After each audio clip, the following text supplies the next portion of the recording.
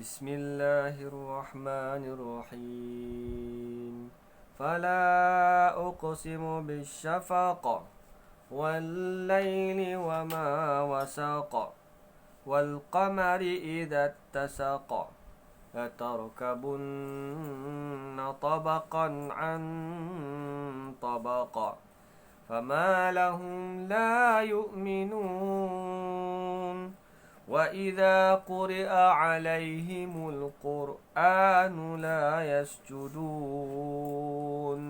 بَلِ الَّذِينَ كَفَرُوا يُكَذِّبُونَ وَاللَّهُ أَعْلَمُ بِمَا يُوعُونَ فَبَشِّرْهُم بِعَذَابٍ أَلِيمٍ إِلَّا الَّذِينَ آمَنُوا وَعَمِلُوا الصَّالِحَاتِ لَهُمْ أَجْرٌ غَيْرُ مَمْنُونٍ. Sadaqallahul Azim. Surah Al-Insyiqaq ayat 16 sehingga 25. Allah SWT menyambung kembali surah Al-Insyiqaq dengan membawakan sumpah. Maka aku bersumpah demi cahaya merah pada waktu senja, demi malam dan apa yang diselubunginya, demi bulan apabila menjadi purnama. Sungguh kamu akan menjalani tingkatan demi tingkat dalam kehidupan.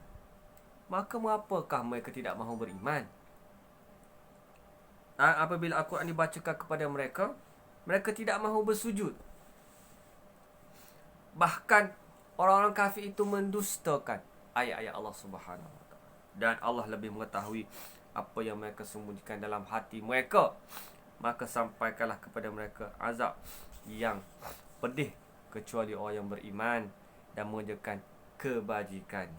Mereka akan mendapat pahala yang tidak putus-putus. Sadaqallahul Azim. Allah SWT beritahu dalam ayat yang ke-16 ini, fala uqsimu bisyafaq, maka aku bersumpah demi cahaya merah pada waktu senja.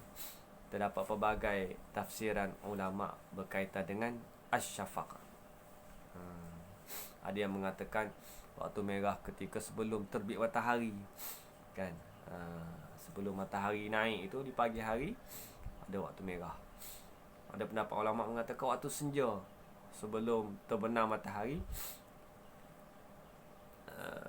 warna merah, kan petang. Dan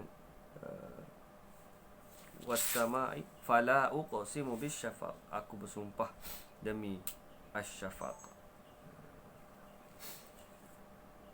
Wama wasaq wal laili wama wasaq, dan demi malam dan apa yang diselubunginya, yakni dan yang berhimpun dengannya, seperti Allah bersumpah demi cahaya terang dan kegelapan. Allah bersumpah demi siang dan malam apabila tiba. Dan ulama lain mengatakan bahawa asy-syafaq adalah nama untuk warna merah dan putih. Mereka juga mengatakan bahawa itu sebahagian dari yang berlawanan. Wama wasaq, dan yang berhimpun dengannya. Yang berhimpun dengannya merupakan bintang dan binatang bumi. Ibn Abbas berdalil dengan perkataan penyair, mustawsiqatin law tajidna sa'iqan, kalian berhimpun jika kalian mendapati orang yang mengiring. Wal laili wama wasaq, dan malam yang menyelubunginya. Apabila tiba, maka semua akan pulang ke rumah masing-masing. Binatang-binatang pun akan masuk ke sarang masing-masing. Wal qamari idza tasaqa, dan apabila demi bulan apabila menjadi purnama. Ibn Abbas mengatakan apabila berkumpul dah semuanya sempurna ratanya. Kemudian dalam ayat yang ke-19, latarkabunna tabaqan an tabaq, sungguh kamu akan menjalani tingkat demi tingkat dalam kehidupan. Jadi manusia ini akan berpindah daripada satu tahap kehidupan ke tahap kehidupan yang lain.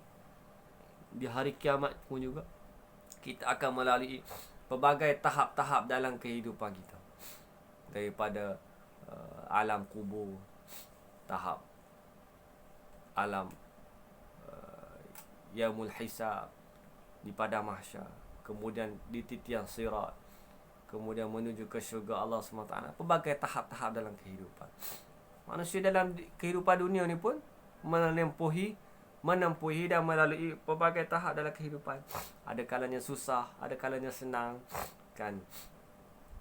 Jadi ini pelbagai pendapat ulama dalam tafsir Ibn Kathir dan juga dalam kitab yang kita bacakan ni, Umdatul Tafsir, pun juga membawakan pelbagai pendapat ulama berkaitan dengan tarkabunna tabaqan an tabaq, naik daripada satu tingkat ke tingkatan yang lain, berpindah daripada satu tingkat ke tingkatan yang lain, daripada kecil naik kepada remaja, kemudian dewasa, kemudian tua, kemudian mati. Ini satu tingkatan-tingkatan dalam kehidupan manusia. Allah SWT suruh ingat, ada kalanya manusia ni berada di bawah, kadang-kadang berada di atas.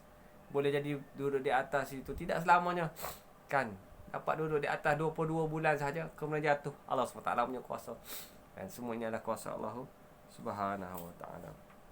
Dan Allah SWT tanya, fama lahum la yu'minun, kenapakah kamu tidak mahu beriman? Manusia dah lihat dah pelbagai tahap tingkatan kehidupan manusia, dan manusia telah dikhabarkan tentang tingkatan-tingkatan ataupun tahap-tahap kehidupan yang akan ditempuhi di akhir nanti. Tetapi mengapakah masih tidak beriman? Fama lahum la yu'minun.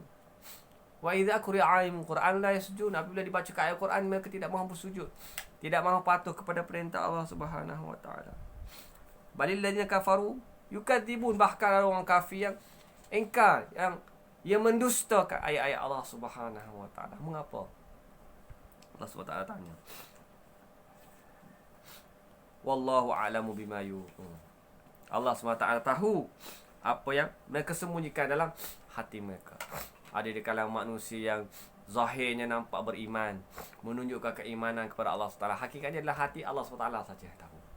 Kan, di zaman Nabi SAW ada kelompok yang dinamakan kelompok munafik, yang di hadapan Nabi SAW berpura-pura sebagai seorang yang beriman, berpura-pura sebagai seorang Islam, tetapi dalam hati mereka tidak beriman dengan Allah SWT.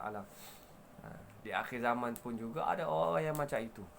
Dan Allah SWT, wallahu a'lamu bima yu'un, buatlah apa sahaja, Allah SWT maha mengetahui apa yang kamu sembunyikan dalam hati mereka, dalam dada-dada mereka.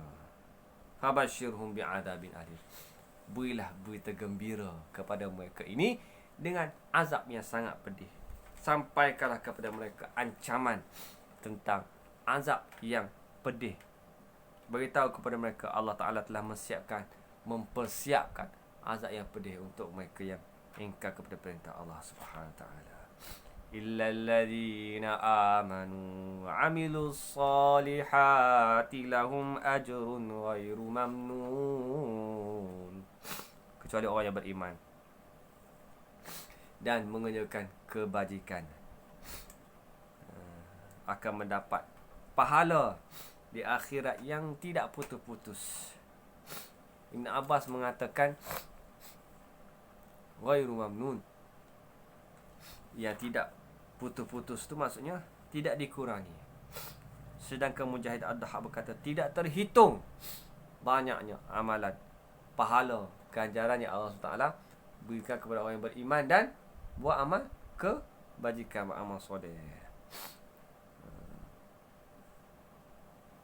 Mudah-mudahan Allah SWT memberikan peluang kepada kita untuk menjadi manusia yang beriman dan beramal soleh.